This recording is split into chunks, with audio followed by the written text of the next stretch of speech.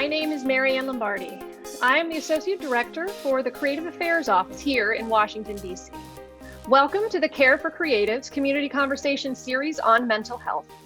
Care for Creatives is a partnership between the D.C. Creative Affairs Office and the George Washington University, which provides pay-what-you-can mental health support to any creative and entrepreneur in the D.C. area who needs it.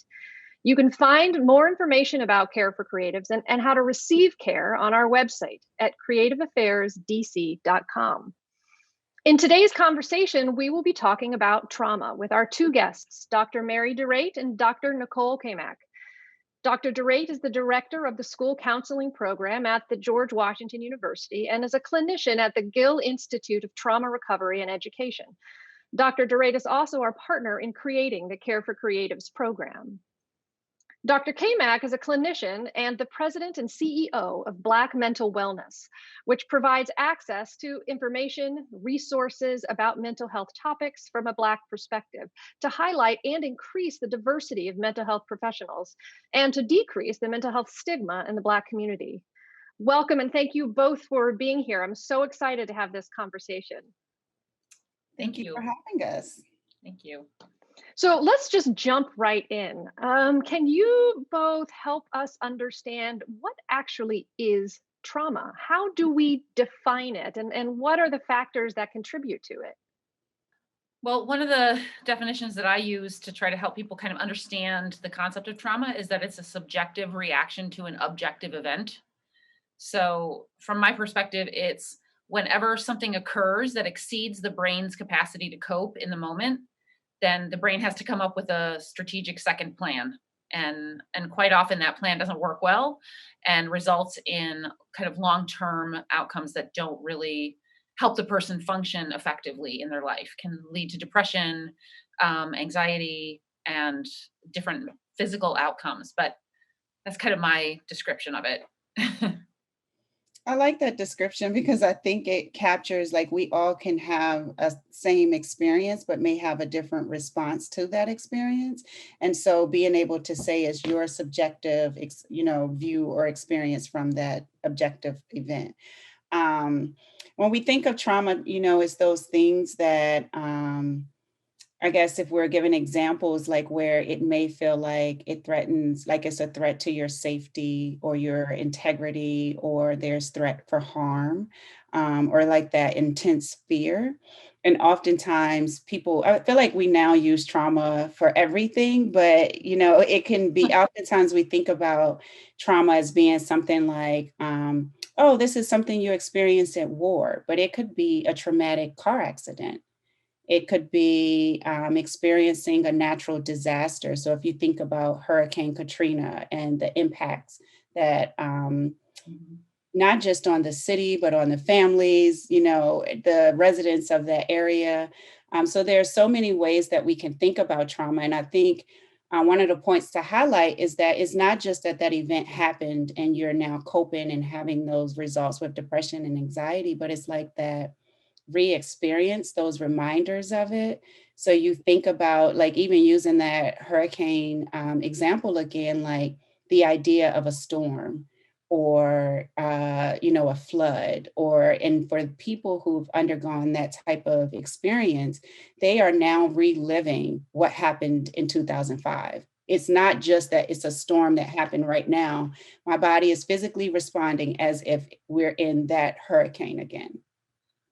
Right. I like what you just said there, because one of the things that I think people struggle with is, well, that happened in 2005 and I've functioned since then. But the way that the brain works is that your brain is storing information. It's storing maybe even a smell that you experienced in the midst of that. And if you are currently in a position where you smell that smell, your brain immediately goes back there. And it takes you back to that moment in history. It takes you back to that moment in your life and brings up all of the other stuff that was involved in it. And so you may think you've moved forward, but the lighting, the smell, the sound, any kind of implicit information your brain is taking in can take you right back there. So is that what triggers are when people use that term trigger? And that seems like a word that is used often, you know. But is that what you're talking about? Is that what a trigger is? Yeah, I think definitely when we talk about somehow you have an event and you have a reaction to something, you hear. One of the examples I like to give is like if you're a 5-year-old child and your parents are screaming, fighting at each other, that feels extremely dangerous to you. It feels life or death. Whether that's true or not, it feels like it. And so then you may be a 25-year-old having an argument with someone who starts raising their voice, and that is a trigger because it takes you back to being a helpless, tiny 5-year-old in the face of two adults who are supposed to keep you alive. And it brings up all of those fears and all of those experiences and brings as if they're happening now. So whenever something happens, it triggers that reaction and takes you back there. Mm. Which So how do I'm sorry, go ahead. I was just going to add, which may not always be very like known or conscious to that person. So sometimes people may have those triggers, and as you're working with them and talking about it, they haven't even connected the dots that this thing happens, and it reminds me of this experience or event. It's just so automatic after a while that they think this is what I'm dealing with. Hmm. Yeah. So how do you recognize trauma? Right? Like how does somebody who's in the middle of that recognize that that experience that they might be going through is, associated with trauma, and what would be the symptoms then of that trauma? That's a good question because oftentimes people can go through events that we would identify as traumatic. They will have the symptoms and they may not necessarily think that it's trauma. They may Mm. not even think that it's a concern until it gets, to a more severe place. So oftentimes people, I do a lot of work with veterans, so I'll use them as an example. And oftentimes having experiences that I think if the average person heard would be like, oh my goodness, no doubt this is trauma. But for them, it became a part of their experience serving our country. This is what we had to do. It was a part of a mission. And so they just normalize it. So if you think about, I've had this experience, people around me have had it, like, oh, this is just normal. We can use that same thing if you think about community violence in certain neighborhoods that people grow up in. If you ask those questions about, do you know someone who's been shot, killed, robbed? Have you witnessed it? Someone close to you? It's so normal for some people, or it happens so often, I shouldn't call it normal, that they normalize it and may not look at it as traumatic. So often people will come to me and say, I'm angry. My family says I'm irritable. I have a short fuse. And then as you start to like peel back the layers and you ask certain questions, you can help people to make those connections. But oftentimes, I guess it depends on what the experience was, but you think about the re-experiencing. So do you, asking people, have you been places and maybe you have a flashback or a memory and you feel like you're back in that place again or experiencing that event? Do you have nightmares? Are there places that you avoid? Oftentimes I ask about like hypervigilance or being on guard or just like, I work with veterans. So oftentimes the answer is yes. But again, if you think about certain communities and where people grow up, and it's like they also have that hypervigilance and being on alert and like that fear that something bad is going to happen and it feels like a survival skill. So a lot of times, if you start peeling back the layers and asking the questions, it's like, oh, this just isn't anger or irritability or anxiety. I get a lot of people like, oh, I just have anxiety. And then when you peel it back, it's like, oh, it's deeper than that. Right. Like there might actually be an explanation for that anxiety. Right. Maybe like a root to that. Uh-huh. I really like what you were saying about kind of normalizing it because so I try to take kind of a strengths-based approach to people's mental health. And one of the things that the brain is always trying to do is to be resilient, right? It's trying to cope with whatever's coming their way. So whatever happens, you as a person can get used to it. You can get used to a lot of really horrible things. And so because of that resilience, it's hard to recognize always when you're reacting from a trauma perspective. You can feel like, well, I'm functioning, right? I'm doing what I'm supposed to do. I'm engaging in the way I'm supposed to engage, but ultimately you're engaging in a way that isn't your choice because you're responding automatically based on, something that has happened prior. And I think something that Nicole was talking about brings to mind an important concept, which is there's a difference between having experienced trauma and having PTSD, which quite often, if you've experienced trauma, you might have some mild PTSD symptoms, or you may have some minimal re-experiencing or occasional, but you also may not have any of those things. And to Nicole's point, you may just respond angrily to situations that don't require anger, or that aren't necessarily kind of situations where anger is needed. And so it is hard to pinpoint when you're having a trauma reaction. And just to piggyback off what she said, I think sometimes whenever you're having a reaction that you don't like or that you don't feel is appropriate for situations, that can also kind of be an indication that maybe you are responding automatically to something that isn't necessarily needed to be responded to that way.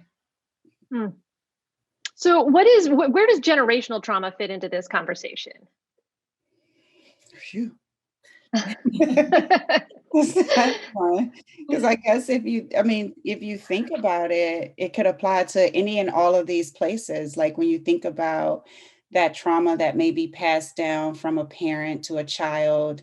And I think, oftentimes, I guess, depending on what the parent experienced and the level of severity and whether they've, dealt with it or how they've dealt with it. Let's say a parent has experienced even physical abuse or something like that, or some type of community violence, or seeing a loved one getting killed, then how that person responds as a parent may be influenced through that trauma lens. Just meaning you may start to pass the messaging that this isn't safe. That we have to respond this way, that we have to be alert, that is, you can't really trust people. And so in that way, if you think about just the passing down of that trauma response for a child who may not have even experienced that trauma. So I think of that in one way. And then another thing I think about is oftentimes in certain communities, like families stay in that community for generations. And so I've worked with families where there was a child who was raped, and then the parent discloses while the child isn't there. I've dealt with that same thing when I was her age, but we're in the same community. And I thought I was protecting her, and I didn't know what to do. So those are just two examples that come to mind, like thinking about how you parent, how do you teach about relationships, safety, how to respond to things, being in the same communities or environments, or surrounded by the same people. Oftentimes trauma can get repeated. And then another thing I was thinking about, because as I was thinking about generational trauma, like oftentimes when you think of like childhood sexual abuse and how oftentimes it happens, and depending on the generation and family response, it's sort of like a quiet thing. We don't deal with that. We're not going to talk about it. And then every time that person comes home for Thanksgiving or Sunday dinner or a family event, they're now being re-exposed to that perpetrator, and what that can do and the impact, or how people can keep those secrets, or like keep things hush hush. And so then it's like it can repeat itself because we haven't dealt with it as a family. We haven't stopped the cycle. Yeah, that the secrecy can be such a huge part of the process of intergenerational trauma. And, I think I would add to that only that we are at the beginning stages of starting to understand more of the something Nicole and I talked about prior, but this idea of epigenetics, which is that there could be, and looks like there may be, a kind of genetic component that can be passed down in terms of people who survive. If you survive severe trauma, then genes are turned on in your body that make you kind of a trauma survivor in the sense they turn on the genes for anxiety and stress and all of these things that allow you to get through very difficult situations. And so then you pass those on to the next generation. And things that happen in utero for children, if there is some preliminary studies that say that if a mother has experienced severe stress during pregnancy, that can turn on genes for anxiety and PTSD. And so we're really at the beginning of understanding beyond the behavioral, the biological transmission of trauma over time. And so I think that is a really interesting and hopefully helpful aspect that we can understand more. I think it's exciting to think about what we could do with that. Mhm. How do we treat trauma, right? Like how do we approach that process of treating this? That is a broad answer, Maryann. There are so many ways. There are so many different approaches to treating trauma. I know you have an analogy that helps people understand this. Yeah. So something that I have kind of come up with that I think has helped people, both clients and students that I work with, to really understand how trauma works and how we treat it is, I call it the raw chicken analogy, but it's basically the idea that when something happens to us, it is as if someone has handed us raw chicken and we don't know what to do with it. And, I've thought a lot about the idea of raw chicken. Like, to some people, raw chicken is gross and slimy. And to other people, it's just the beginning point of a recipe. And yet, depending on how you experience it and how experienced you are with it, it determines what you do with it. And if you don't know what to do with that chicken, you may think gross and just throw it in a cupboard. You may think, oh, I don't know what to do with it, but maybe the refrigerator. And so you put it somewhere where in your brain that you store it in a place that it's not going to be preserved. It's not going to actually stay and keep. It's going to rot and deteriorate and cause a smell. And over time, you may open your refrigerator and go, oh, that smells. I'm not going in there anymore. And then eventually your kitchen starts smelling because it's emanating from there. And then maybe your living room and your dining room and your bedroom, and until the whole house is kind of smelling. And that is trauma. Like you're walking in your living room and it smells and you don't know why and you don't totally understand, but you feel uncomfortable and you feel bad about it. That was kind of that anger that Nicole was talking about. Like, if you have anger and you don't know where it's coming from. And so, and some of us tend to make the exterior of the house look really pretty so that no one knows the interior smells. And some of us put up barbed wire around the house so that no one knows that the interior smells, right? And some of us just most of us avoid inviting anyone into it because it feels bad. And we may even go out in our community and feel like people might smell it on us. And so there's just this sense of discomfort to having stored it. And the first step in treating trauma is recognizing that you need help figuring out where that smell is coming from. Because your brain may have stored it somewhere that you don't even have a memory, right? It's just trapped there and you don't even know what's causing the smell anymore. And so inviting someone into the house is like, asking for a therapist, asking for help for therapy, and trusting that person. And it may take time. That person may have to stand outside the door, right? Nicole's nodding. I think that's like, you've been the therapist where you're standing outside the door and you're like, just let me in and we can look around and see. It's not going to be fun, but we can find the root of the smell, right? We can find the source of your discomfort. And so trusting that person to come in, that they're not judging you for the smell in your home. They're not thinking that there's something wrong with you. They're just there to walk with you as you look through the house for that smell. And the thing about that therapist is that they might actually know, maybe we should start in the kitchen, right? You may be thinking, should I look in the bedroom closet, right? But the therapist has an idea where to start looking for that raw chicken, whether it's in a cupboard or, they have an idea. And so what ends up happening is you and the therapist look, maybe exploring different aspects of your past, different events, until you find it.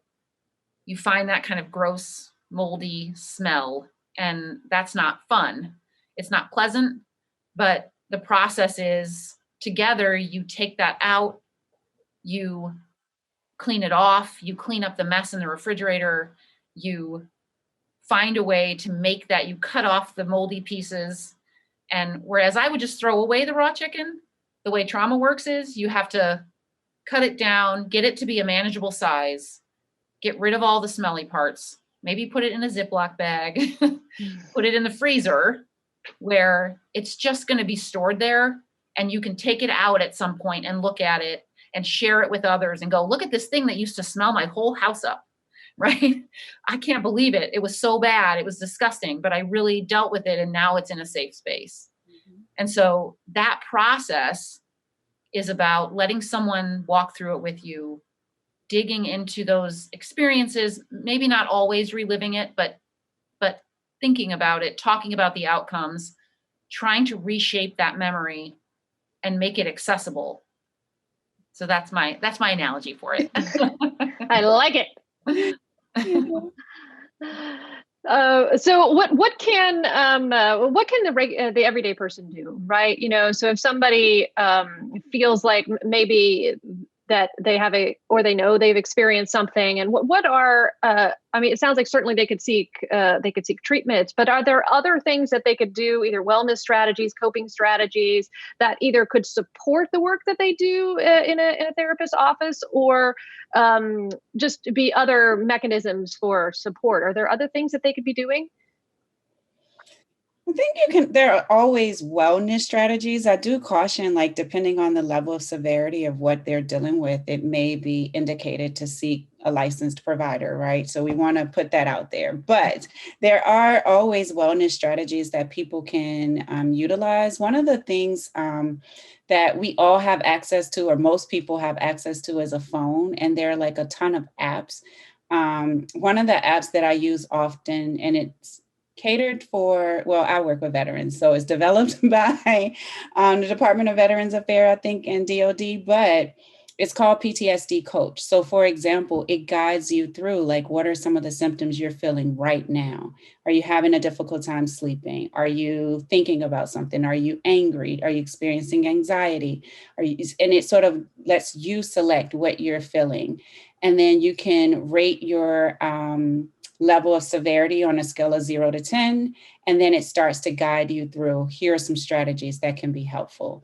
And I think that's one of those things where sometimes people aren't ready to do trauma work. So they'll tell you, like, I'm not doing that right now. Yeah. So you can start to think about, right, not doing it. And in fairness, it's difficult work because you're touching that molded, rotten chicken, and it doesn't smell good, and it doesn't bring about those positive feelings and thoughts and things like that. So that app is like a good one. So I think about apps, but then I also walk people through, like, what are those things you do to take care of yourself? Like, how are you eating? Take care of your nutrition. Are you sleeping? Like, what are the things? If you're not sleeping, let's figure that out. How do we help you get better sleep at night? And then I think about exercise. So the big things, right? Like eating, sleeping, exercise. We need to get you healthy. We need to get you active. And then if possible, getting you connected to people, positive people that you can feel connected and engaged to, so you don't feel alone. Those are always like my starting go-tos. Like, we can get you there. Now let's think about, what can we put in your toolkit? So we know that with that anxiety that may come up, you may need some relaxation skills. How are you with, deep breathing or meditation, and really walking people through what that feels like, what it can look like, and having people practice it, because oftentimes people just want to use the strategies in the moment. And it's like, well, if you practice this, if this becomes a part of your daily, weekly, monthly, whatever schedule, your routines, then in those moments where it's heightened, it may feel more natural to utilize some of those things in your toolkit, instead of just like, what did you tell me to do? No, let's practice it. So I think about those deep breathing exercises and things like that. For trauma, I read, so there's this book, The Body Keeps the Score. It's like the trauma, yes, like you go to that book for everything. But one of the things it talks about is having that mind-body reconnection And so I think about things like yoga, where you're really doing like stretches. A lot of times people may hold stress, trauma, anything like that in their body. Like you're physically, your body is carrying the trauma. And how do you get yourself active and moving and taking those deep breaths and practicing being in the moment? So those are some strategies. Mary, I'll let you add to I it. think you covered it beautifully. I think the only thing that I would add is that sometimes it is helpful to find a book or a journal. I have a client who works with a specific journal that goes through kind of CBT structures, which is cognitive behavioral therapy. And it goes through cognitive distortions and different ways of thinking that get in our way of making use of some of these things. So like you may want to go do yoga, but then your brain is telling you, I'm tired. I don't really feel like it. It's not going to help. And so if you can find resources that educate you about kind of negative patterns of thinking that get in our way, that can be really helpful too, because if you do all these physical things, it brings up, the faulty thinking or the problems that allow us to continue to avoid dealing with stuff. So I think dealing with all the symptomology is helpful when you dig through some of the thinking processes that aren't getting you where you want to go. Mhm. So how can you support others who and not that you would be diagnosing other people, if you were not a licensed professional, but if you feel like somebody that is hurting or may have experienced something, or even if you know that they've experienced something, what are the ways that you can support others who may be dealing with trauma? I mean, my first suggestion is to listen. You can't fix it and you're not going to be able to solve that for them. But one of the things that has been shown to be very helpful in terms of recovery from trauma is telling the story, telling the experience, talking about something gets it out of our head and out here where we can actually deal with it.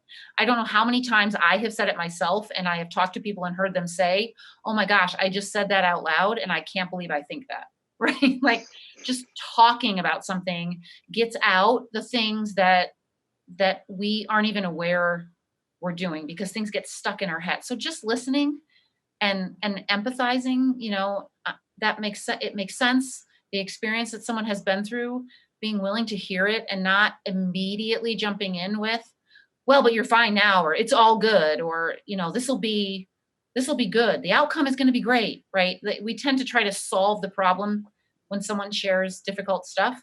And so just giving them space to talk things through as a friend can be really helpful.